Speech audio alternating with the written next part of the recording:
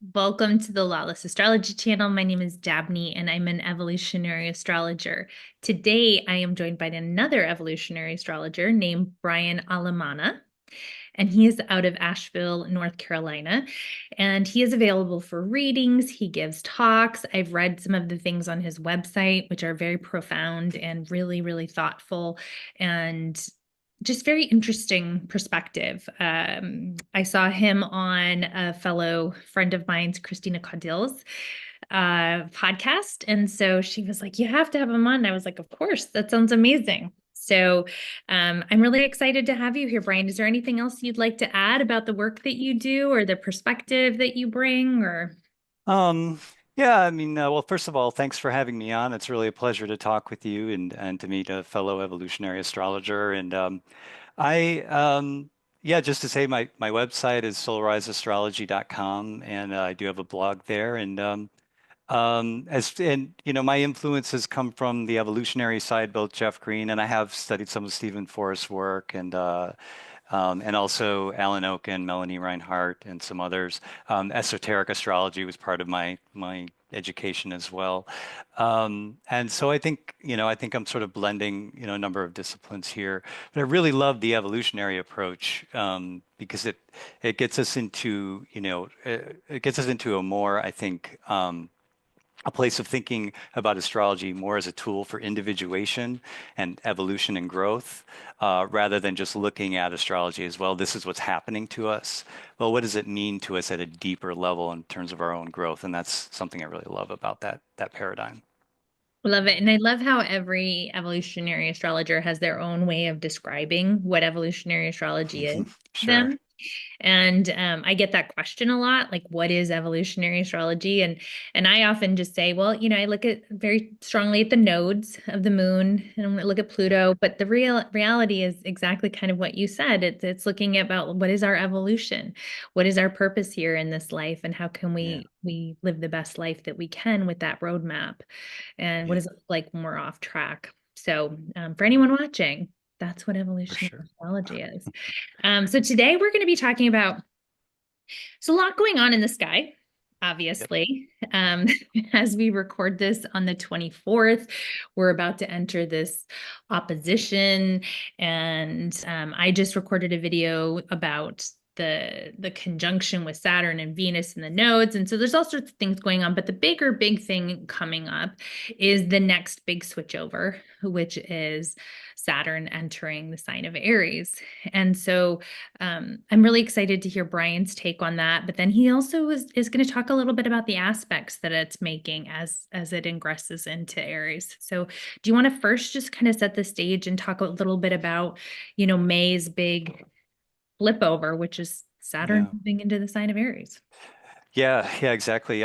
So on May 25th, Saturn ingresses into Aries, so meaning that Saturn moves from Pisces into the sign of Aries, and it'll transit through Aries. It'll go retrograde and then re-enter Pisces on September 1st, and um, and then it'll eventually move direct and enter Aries again on February 8th. I think it's the 14th, February 14th. Happy Valentine's Day in the future.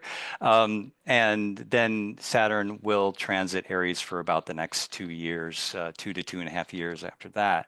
Um, and we'll say more about this in a moment, but shortly after Saturn enters Aries, it will make a conjunction to Neptune, an exact conjunction to Neptune at 0 degrees of Aries, and that's a very meaningful alignment that I think is worth talking about. Um, but to look at Saturn's transit through Aries just on its own, there's of course a lot that we can say about it. There's many different ways to look at the symbolism.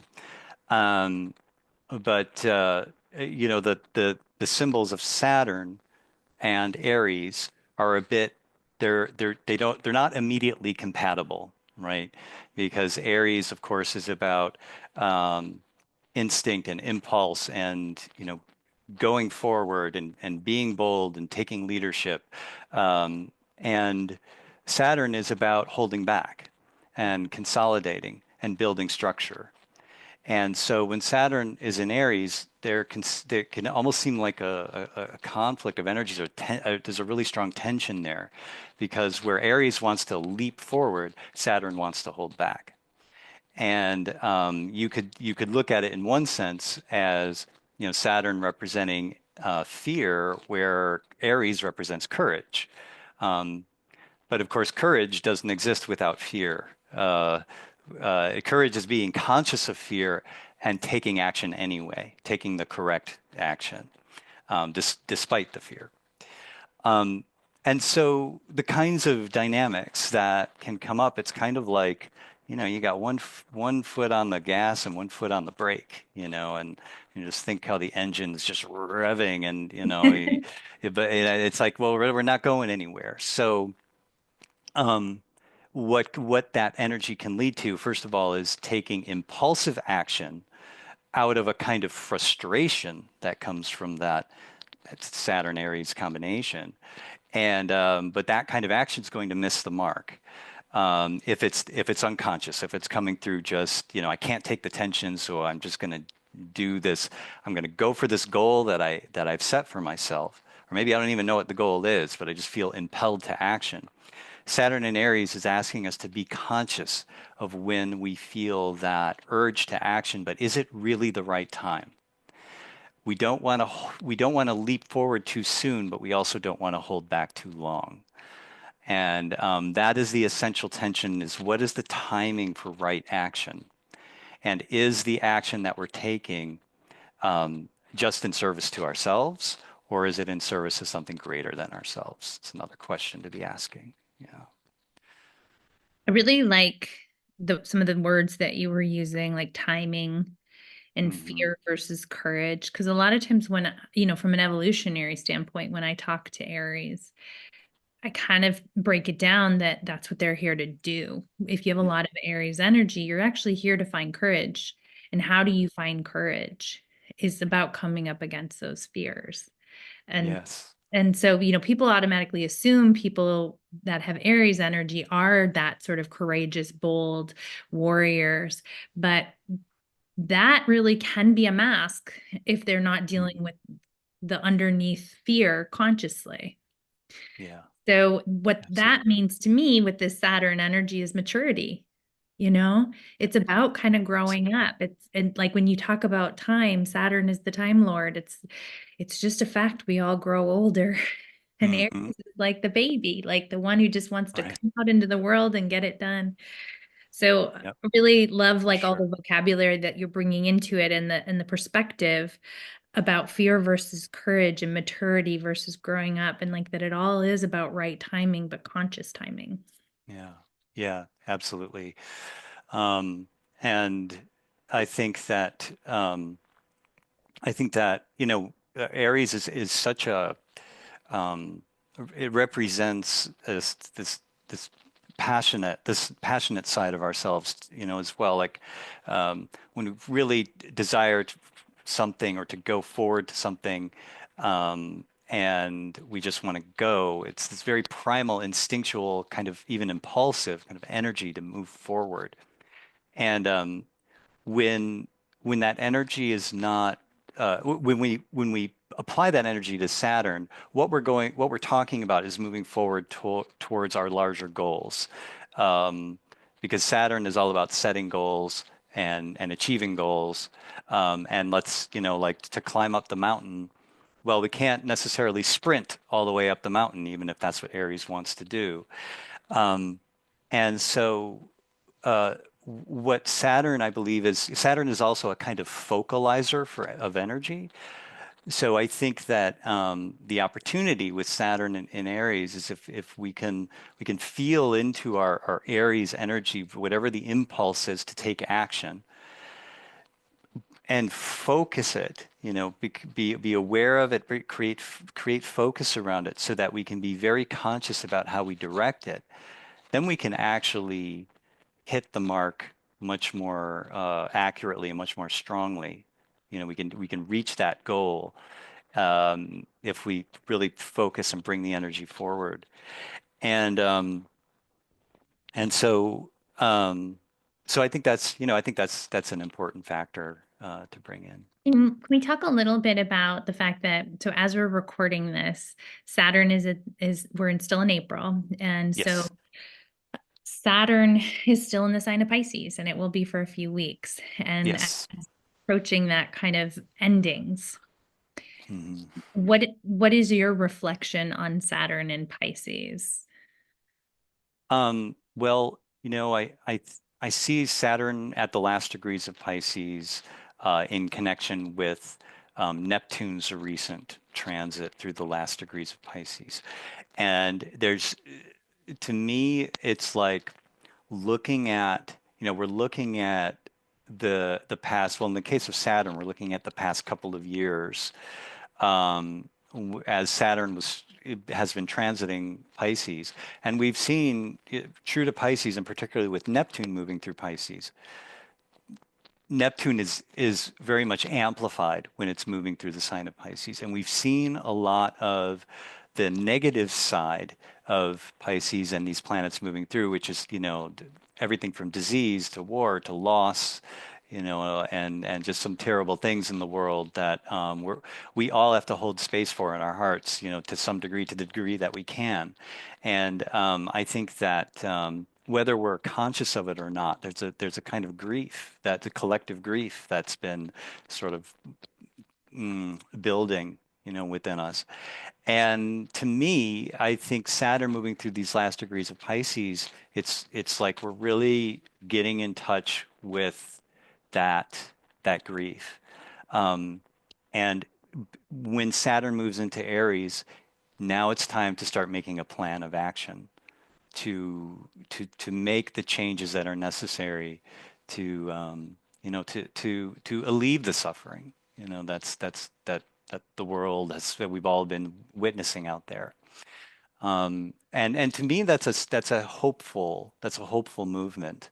To go from really being connected to the suffering that's out there. And I think Neptune's ingress into Aries, which happened a couple of weeks ago, got us going in the direction of beginning to imagine and to beginning to come up with a new vision for how we might reimagine our reality.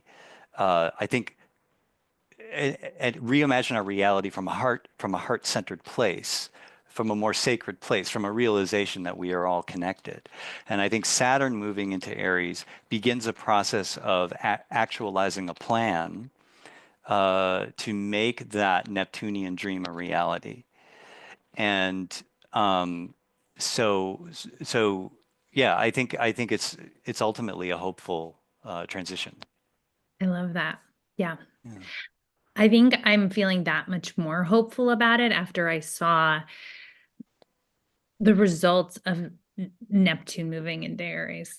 Like Yeah. there did really seem to be people rubbing the sleep out of their eyes, like there Yep. was this sense of Well like, said. whoa, well, what's been happening? Like where Yeah. did it go?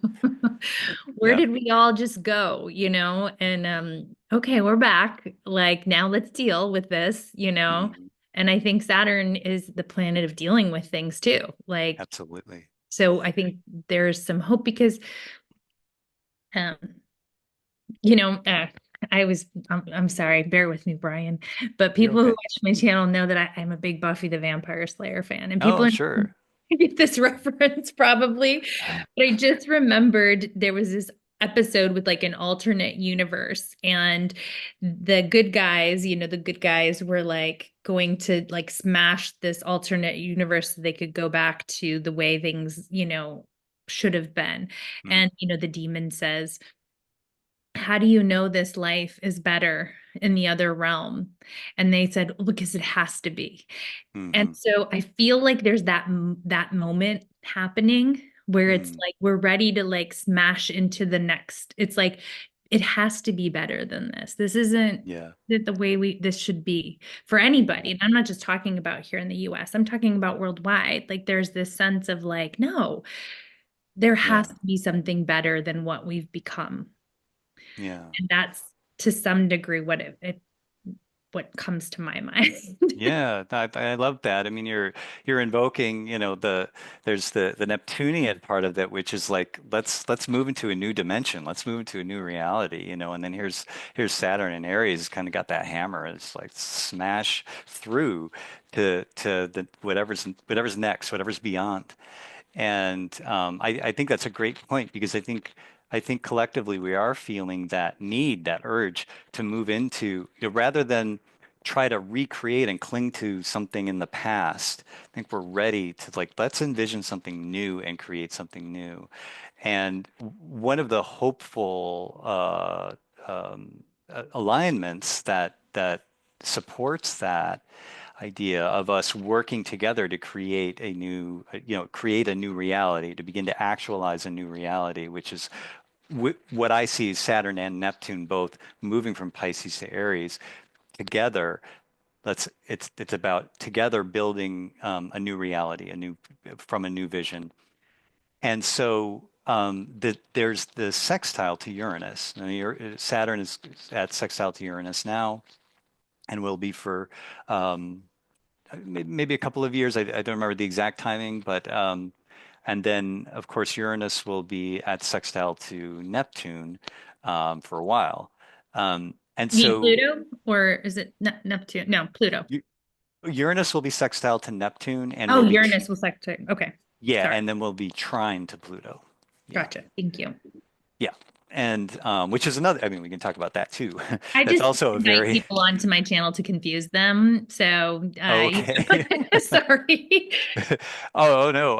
I mean, there's just so much going on. I mean, and There's so if much going on. there's, I mean, to keep it all in mind, I mean, even for a professional astrologer, it can be a lot. It's like, oh gosh, yeah, because you can't talk about Neptune and Aries without saying Neptune's conjunct, Saturn. or Saturn entering Aries being conjunct Neptune, but then it's also sextile Uranus, which is trine Pluto, which is sextile Neptune. I mean, it's yeah, Right. Like all of a complex. sudden, and then before you know it, everyone's turned the channel because they Right, right, don't know right. what they're talking Like, about. phew, So yeah, yeah, it's a lot. But the good news is sextiles and trines are favorable. They flow. exactly. Those are like Right. what are they called? Harmonic aspects. So like when Brian's talking about this, he's basically setting the stage and like, okay, here's what's about to flow. Exactly. It's a little Yes. hopeful. Well said. Yes.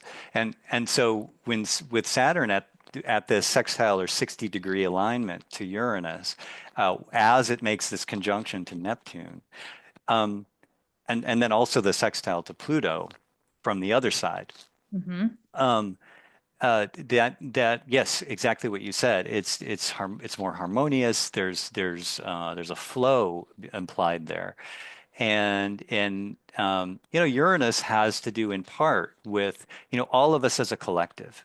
And we can look at Uranus from a a cultural collective or a national collective, like the collective of citizens of the United States.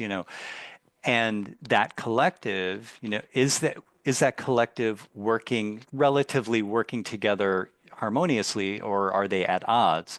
So when things were kind of falling apart socially in America during, 2020, 2021, Saturn and Uranus were square. They were at that very tense, conflictual aspect. Well, now they're coming into this more harmonious aspect. There's more of an opportunity here for us to come together and work together to, again, actualize a new vision.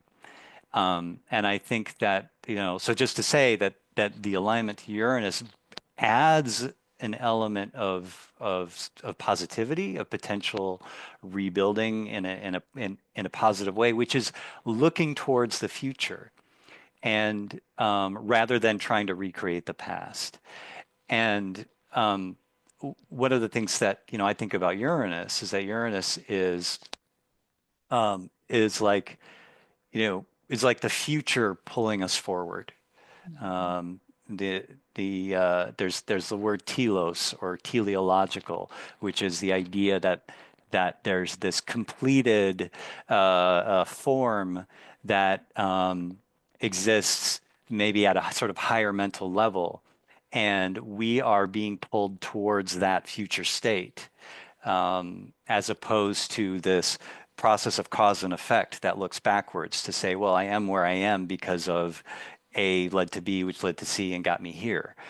But Uranus is that future state that's actually pulling us forward to reach that future that future self or that future collective connection. So yeah, so there's this element of the future bringing us forward. Yeah. And under the square, like you said back in COVID, Hmm. it was so interesting to see the interplay and the juxtapositions between the traditional versus the moving forward. The Yes. the autonomy, the bodily autonomy versus the regulations. The Mm. like each faction within our own country was Yeah. finding conflict with the other, Yes. whether you were someone who was stuck in the past and wanted to move forward, or you're someone who really wanted to, keep the status quo and like, be responsible and take care of society, like, or break out with your own individualism. Like everybody had their own perspective and they just were not able to talk to one another. There was no Yeah. breakthrough during that time. And it was very Yeah. disheartening, I think, for pretty much everyone involved because everyone kind of locked into their position, even though they played a role within the Saturn archetype and they played a role within the Yes. European archetype. And they, I don't know, I could see both sides being both energies. And there Hmm. was just Hmm. a stalemate.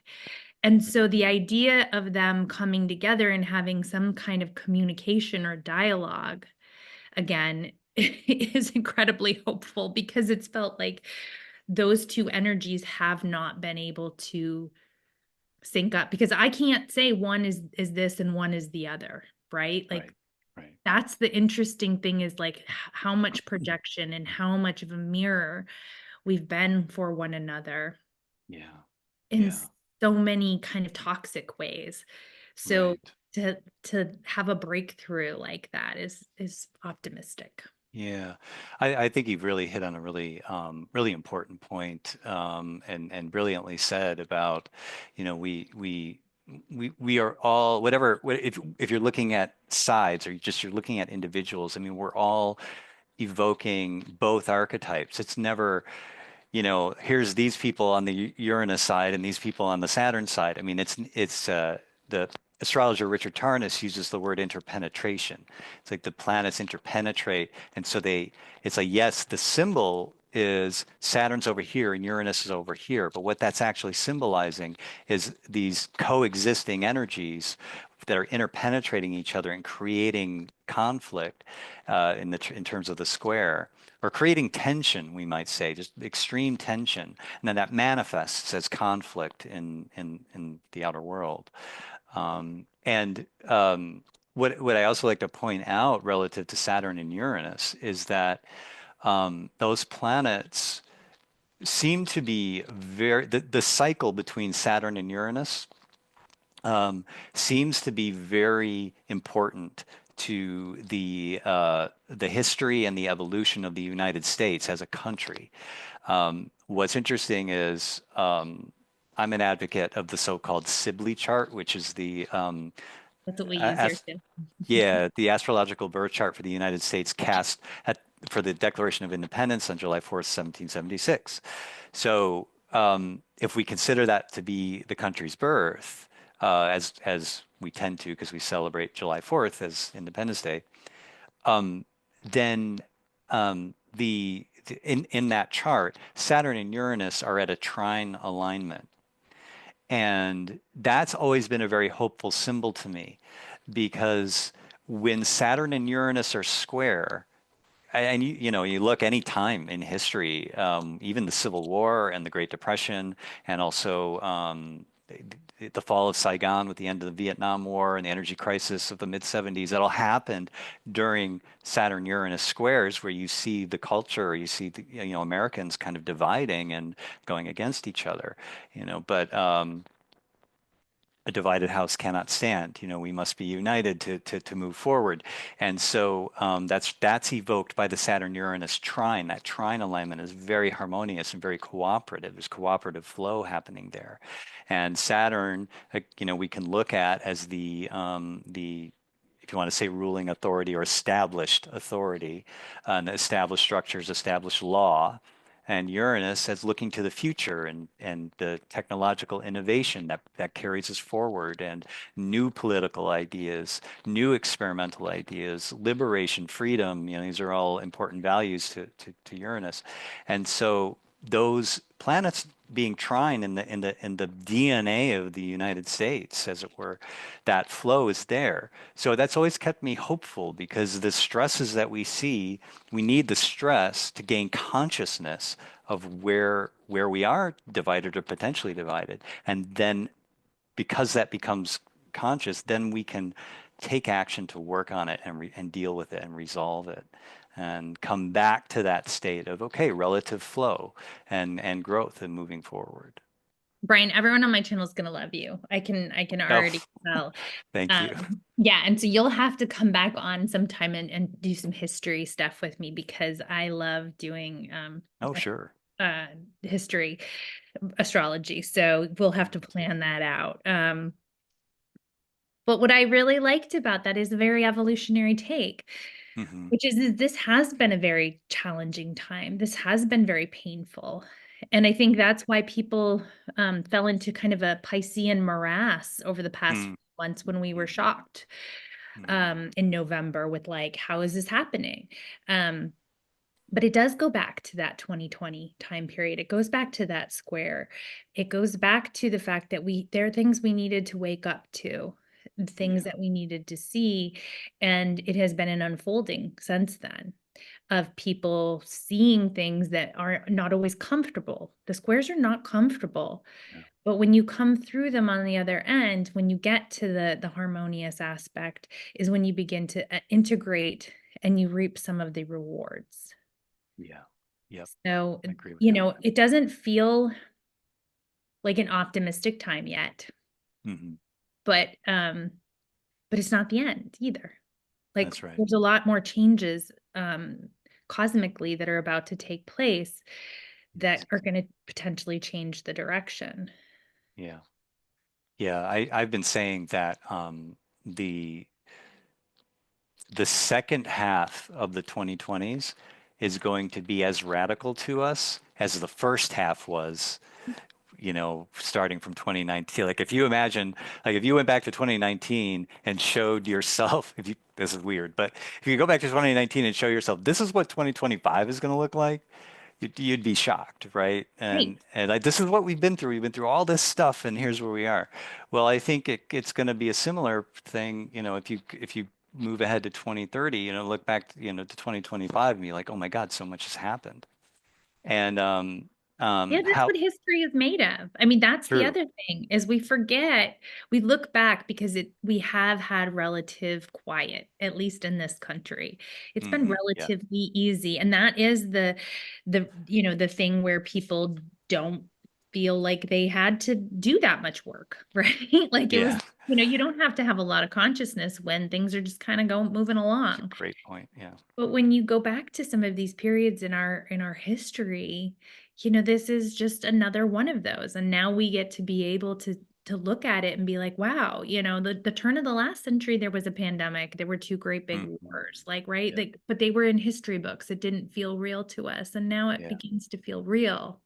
And we Right. are actively participating in this history. And that That's doesn't right. mean there wasn't other things going on. I mean, there was a Rwandan genocide. I mean, there's been things, Of course. but each country does have its own karma. And Hmm.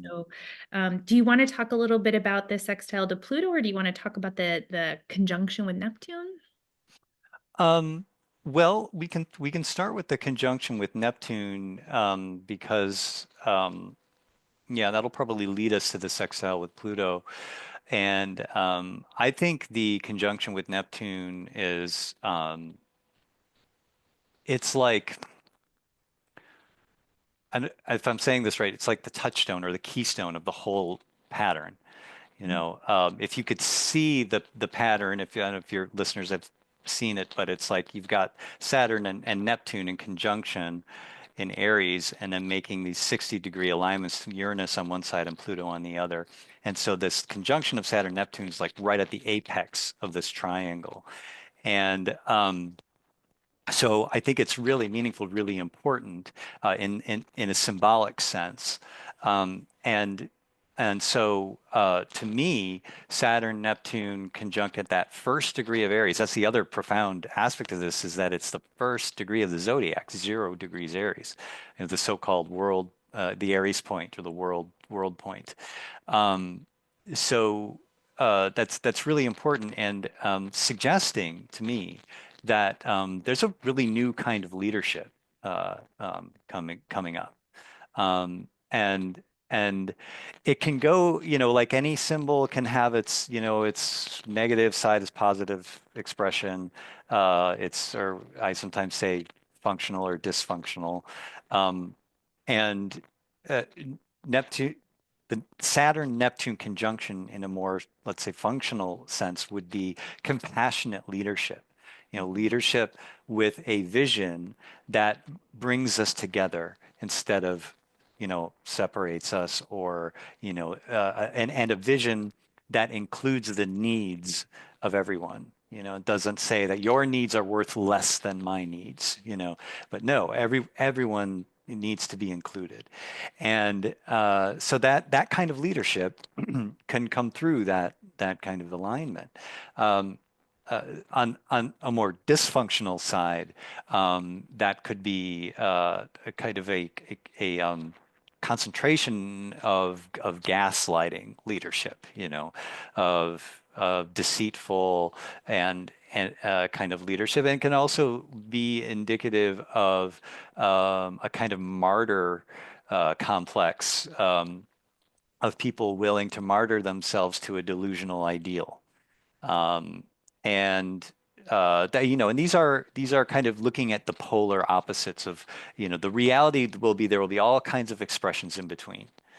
Um, I'm optimistic that the primary expressions we'll see will be more on the positive side, because, again, because of the alignments to Uranus and Pluto. Um, and one other factor I want to bring in, which is super interesting about Saturn and Neptune, is that the Saturn-Neptune cycle is very connected to Russian history.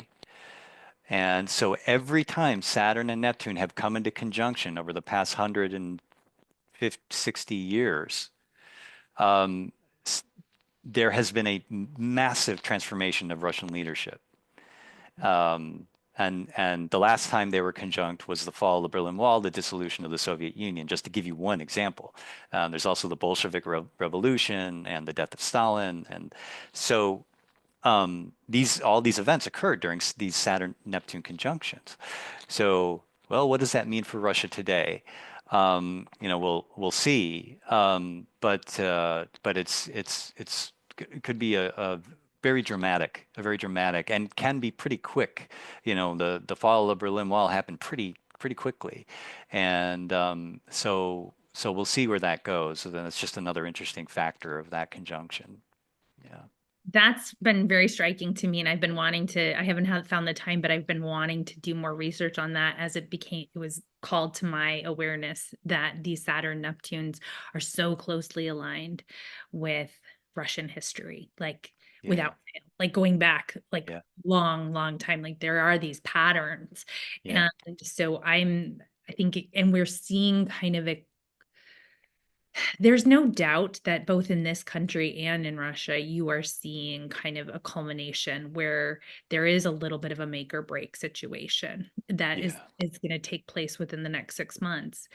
Yeah. Um, and so I, for one, am fascinated by that. And then I'm also fascinated by you calling out that Saturn Uranus in the US and how Mhm. that's so important in our. So these are transits that are taking place simultaneously.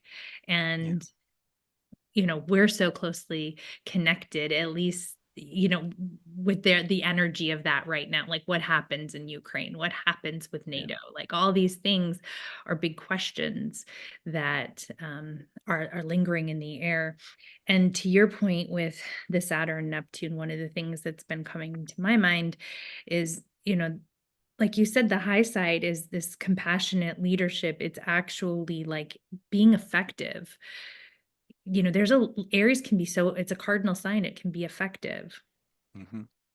Yeah. but it also very much represents in a lot of ways this kind of Project 2025 situation Mhm. where there is a little bit Christian nationalism or Yeah. um, you know a militant police state coming Yes. together to control.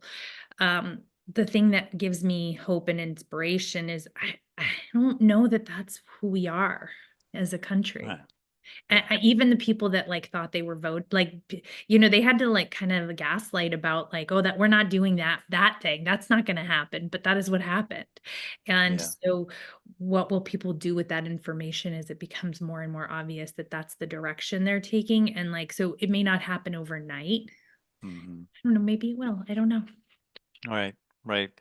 I mean, you're highlighting an important potential expression or dimension of the Saturn-Neptune conjunction in Aries, which just, can look like a kind of authoritarian takeover, um, and with a kind of theocratic quality to it or emphasis.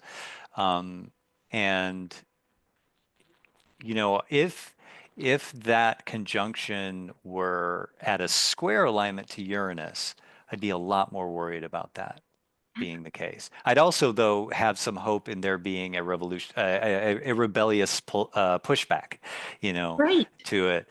Um, Yeah, because but Pluto's in Aquarius right, and Uranus is going to be going into Gemini. that's right. So these are not your like, they're not just the sit down and take it kind of energies. Right. That's right. That is so right. You know, astrologers have been saying for a while, have been pointing out the fact that Uranus, the last, every time Uranus has transited Gemini since the founding of the country, um, the United States has been involved in a major war. So Uranus was in Gemini when the country was birthed. So the natal chart of the USA has Uranus in Gemini. That means when Uranus enters Gemini, we're heading into our Uranus return. And that's about every 86 years that Uranus makes that cycle. Um, so when the country was founded, of course, we were in the Revolutionary War. The next time Uranus entered Gemini, was transiting Gemini, we were in the Civil War, and then following that was World War II. So pretty big wars, pretty big deal for our country's history. Um, there are reasons that, I don't know if we have time to get into. There are reasons why I'm, again, more optimistic that this transit of Uranus through Gemini won't mean a war at such a major scale. Um, but Uranus, as it moves through the last degrees of Taurus, as it is now, it's making a square, again, conflictual alignment to the natal moon of the United States. And so there, and again, just looking back in history as well as today, there we see great stress on the consciousness of the people. Whatever side you're on, there's such a sense of conflict and stress. And we see that, of course, in the 1850s, and we see that in the lead up to the Revolutionary War as well, or the lead up to World War II. I think we actually entered World War II with Uranus right at the last degrees of Taurus. But here's a point that I like to make is that every one of those wars was won on the side of democracy, was won by the country. The United States came out victorious in every single one of those wars. I refer to Uranus through Gemini as the victory transit. And the other side, another dimension of it is every time Uranus transits through Gemini, we see a we see these great inventions, typically around either communications or transportation. So like the telegraph during the Civil War, or the transistor, which was invented during Uranus and Gemini in the late 40s, just after World War II. Um, and I think it was the steam engine in the 1770s. So we see these really amazing inventions that kind of propel um, society forward with these new technologies. And now today, maybe AI is part of that. Maybe we'll see real advances in AI. Maybe there's some new energy inventions that will come through.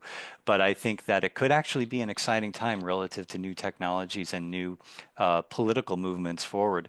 The other the other point that I like to make about Uranus and Gemini, and then I'll get off that topic, is um, we also see very innovative political documents that occur. So Uranus was in Gemini with the Declaration of Independence, with the 13th and 14th Amendments abolishing slavery and establishing civil rights. And then the UN Declaration on Human Rights was written during Uranus and Gemini. So, again, just another hopeful potential as Uranus transits Gemini. And it's fitting because Gemini, of course, is connected to documents, ideas, communications and transportation. Those are all Geminian concerns. And Uranus is, of course, our the Uranus is the um, planet that symbolizes liberation, freedom, and um, individuating, on both a personal and a collective level. And so it's the planet of democracy. It's the planet of, distributing power instead of consolidating it, concentrating it in a few people. It's about distributing power amongst many people.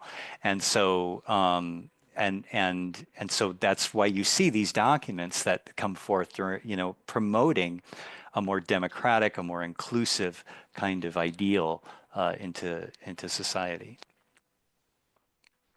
Beautiful. Yeah. Yeah, beautiful. And also Gemini's youth. And so Yes. I feel that it's been such a challenging time for our youth. Great point. And so I'm really hopeful for a revitalization, some new energy to kind of to to help the younger generations. That things have become so challenging for them with Uranus and Taurus, right? Like it has not been um it has not been an empowering time. And I think with Jupiter and Gemini, it's almost been a confusing time because Jupiter Yeah. can be just so, just big energy, but, not much of a rudder.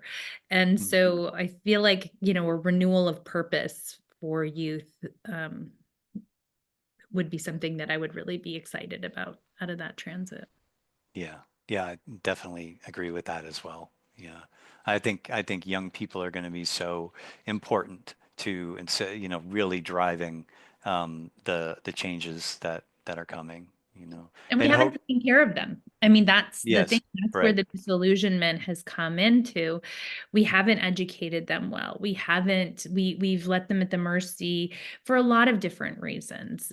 But they've been at the mercy of their tablets and the social media um and radicalization by Yeah, people with nefarious, people who are on Russian payrolls, right? I mean, sure, sure, so, absolutely. so I think doing right by our youth in some way, like having them feel empowered again and not so disempowered. I mean, COVID was very hard on the youth.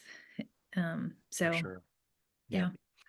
yeah, yeah. That'll be very important. Do you want to talk about that sextile to Pluto Oh, as sure. well? And I mean, this is all, I think, a lot of really amazing information. I know everybody is going to be eating up everything you're saying. So Okay. Well, just to say, I love this stuff, right? I mean, this is why I do what I do and why I study it. And it's so amazing, it's such a fascinating process to identify a particular astrological alignment and then say, okay, well, what was happening in history, the last time that alignment occurred or 2 times ago or whatever, and looking at certain cycles through history and then realizing, oh my gosh, these themes, they just come up again, again, and again. And it gives this kind of a sense of order and a set, to history rather than history being this kind of random series of events of people just whatever doing whatever. There's something, guiding us, forward collectively, and that's symbolized by the planetary alignments, and that's really really fascinating. So I love it, and that's so I love to share it. Yeah, I mean, because I do my most popular videos are my history videos. Oh, And okay. they just take me a long time to research because just Yes. me, I don't have like a team or anything like the astrology Same. podcast. So Right, right, So right. when I do them and I'm like pulling all this information in about like Henry VIII and like, Nero and stuff, it's Yep. kind of like, but all these bells go off because you look at like, okay, when was the last time all of these things were happening?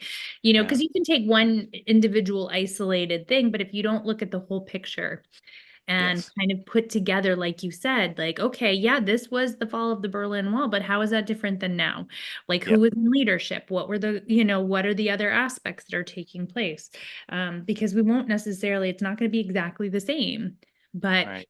it will tell you kind of what we're in. And I believe, you tell me what you think about this, Brian, but I believe that the cosmos does impact us, especially those that are less conscious, frankly. Hmm.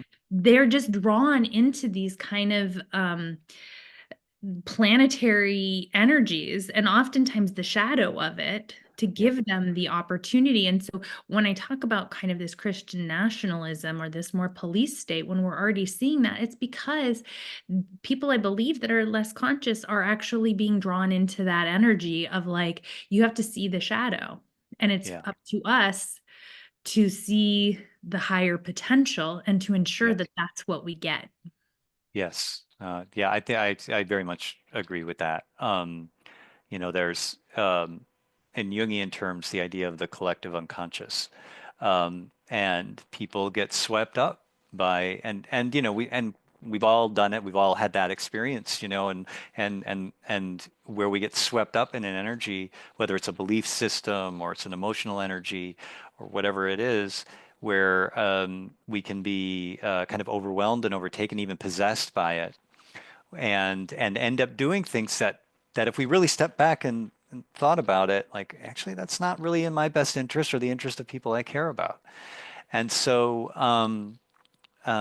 hopefully when that occurs, people, if any one of us goes through an experience like that, we say, okay, well, how can I become more conscious now and realize that, whatever that is, it's not who I am as an individual, or it's not who I am as a soul. It's not my soul path is something unique to me.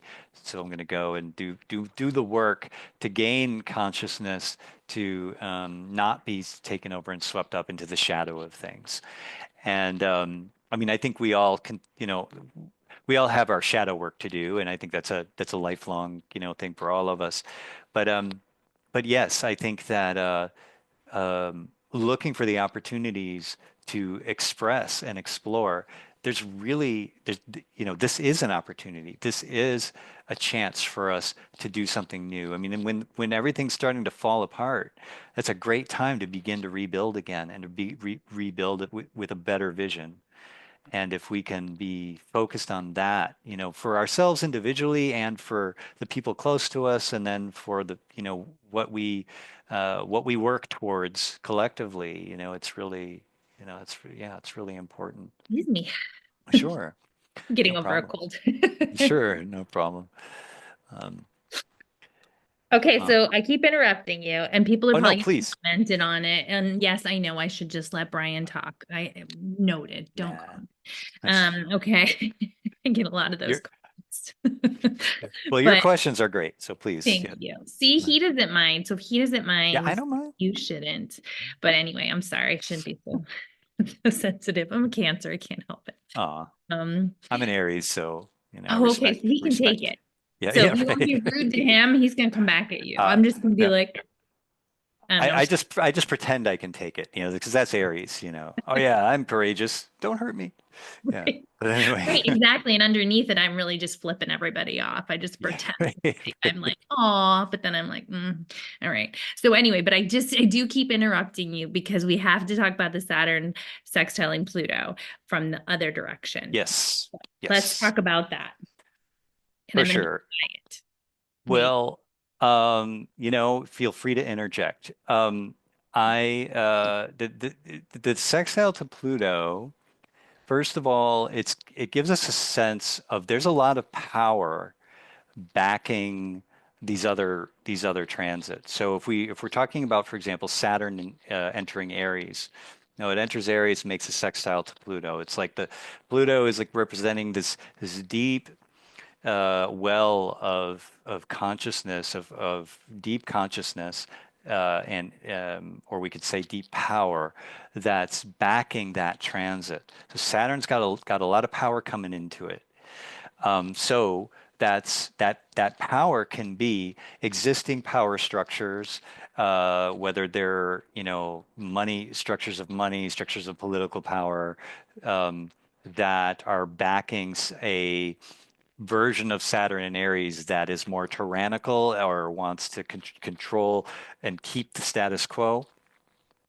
But then we have to remember that Pluto is transiting the sign of Aquarius, which is a very revolutionary sign and is very concerned with Aquarian ideals, which have to do with, again, distributions of power. Pluto transiting Aquarius you very easily put the words together, power to the people. Pluto is power, Aquarius is the people. So power to the people, power to the collective, distributed power versus concentrated power, which was what we've had with Pluto moving through Capricorn since 2008. So, so then it's that Saturn and Aries being sort of, as I said, backed by that power of Pluto, which now is in Aquarius. That's more, has more of that sort of populist or maybe progressive kind of power of people coming together to enhance that Saturn transit. And again, the expressions that we will see will probably be all across the spectrum. It is a little maybe scary from the point of view of certain people in power taking more or being emboldened, right? But they might overplay their hand. And I think in fact they might already be overplaying I their think they've hand. already overplayed their hand. And people are saying, and again, we can't leave out Uranus on the other side of this aspect pattern. Uranus is sextiling Saturn from the other side. So, and again, Uranus being connected to the people, the consciousness of the people, and the people saying like, yeah, you've overplayed the hand. We're going to get together and we're gonna concentrate that revolutionary energy into the consolidating power of Saturn and Aries. So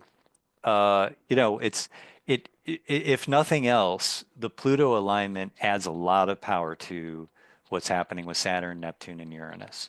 So it's again it's what is already a set of powerful alignments is made even more powerful by Pluto. What I also want to say is that Pluto is a planet that we connect to the shadow, whether personal shadow or collective shadow, or the shadow of the collective unconscious.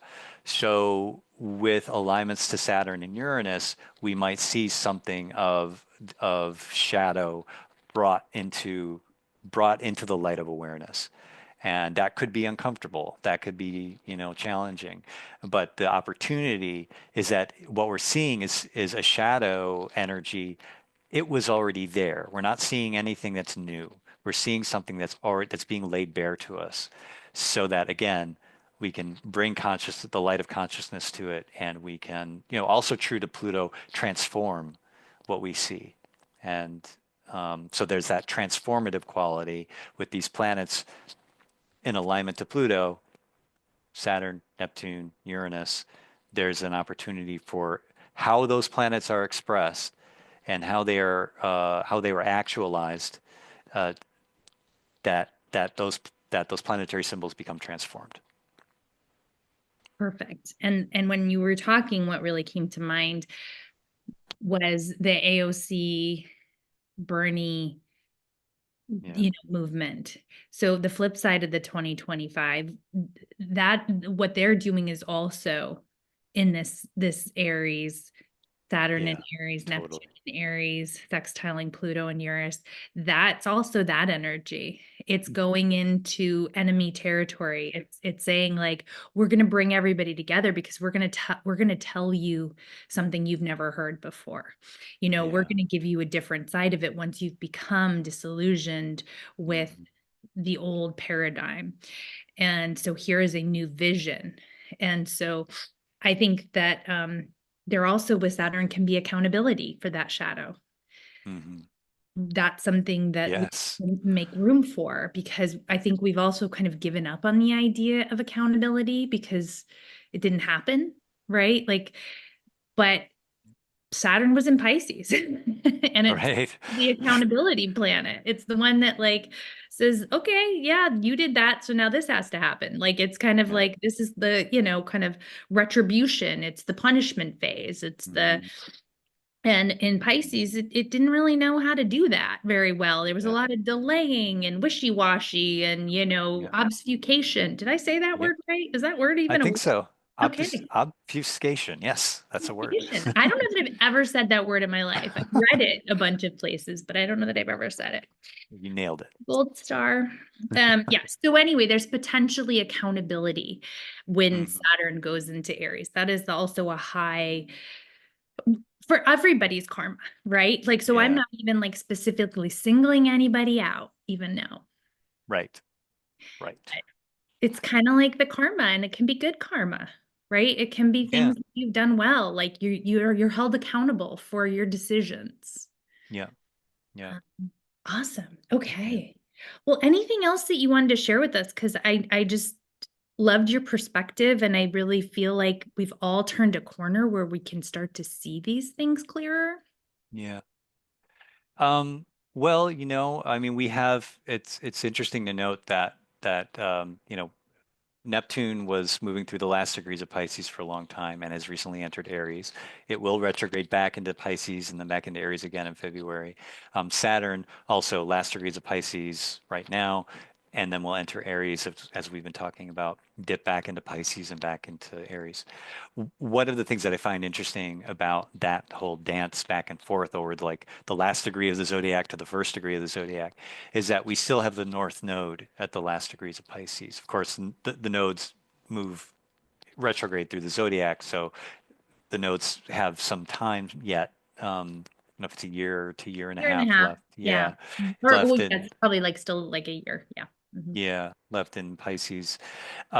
So there's still a Piscean process going on. We're still wanting to look at, it's like, boy, we've been through a lot of this Piscean intensity over the past few years.